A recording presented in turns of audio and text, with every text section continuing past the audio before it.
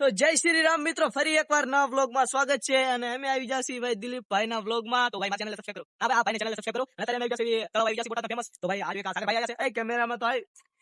અને ભાઈ hello friends, કેમ છો બધા? ફરી એકવાર તમને મારા બ્લોગમાં દિલથી સ્વાગત છે. અત્યારે આપણે તળાવે વિડીયો ઉતારવા પગી ગયા.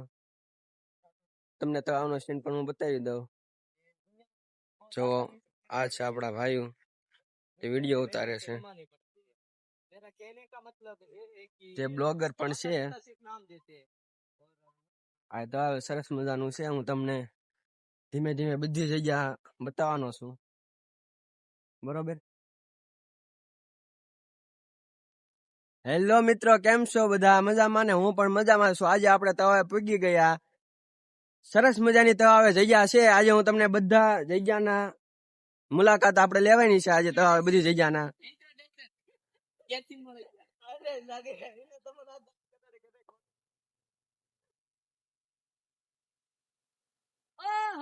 પગમાં મજા આવવાની છે. તો તમે છેલ્લે લગી જોઈજો.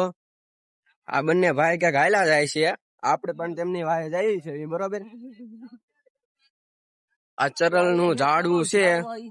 गुन्ना गुंडी होता है, सरल झाड़वा है, इसको सरल चढ़ता है माथे पर. રીલ બનાવી પડી ગયેલો છે. હું મેં કે ઉભો કરવા દો. આ તો એટલે ક્ષેત્ર ગયા હતો ભલામણ. જો આ ભાઈ ગાડી લઈને ક્યાંક જાય છે.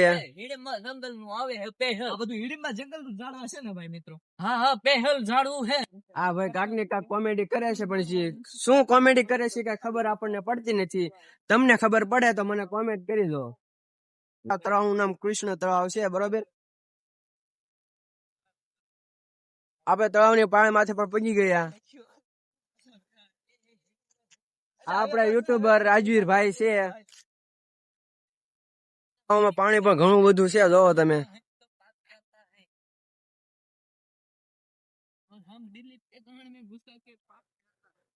મજાનું છે. તમારે રીલ્સ વગેરે નું બ્લોગ બનાવવું હોય તો આયા તમે આવજો. હું સ્પેશિયલ રીલ્સ બ્લોગ ઉતારવા માટે હું આયા તળાવે આવું છું. તમને તળાવનો સીન પણ હું બતાવી દઉં. જો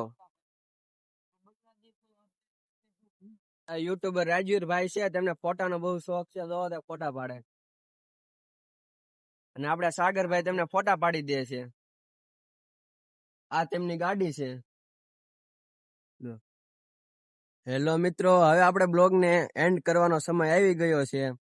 અને મારા આવા નવા બ્લોગ જોવા માટે મારી આઈડી ને સબસ્ક્રાઈબર કરો. બ્લોગમાં ગમે તે ભૂલ હોય તે મને નાનો ભાઈ સમજીને માફ કરી દેજો.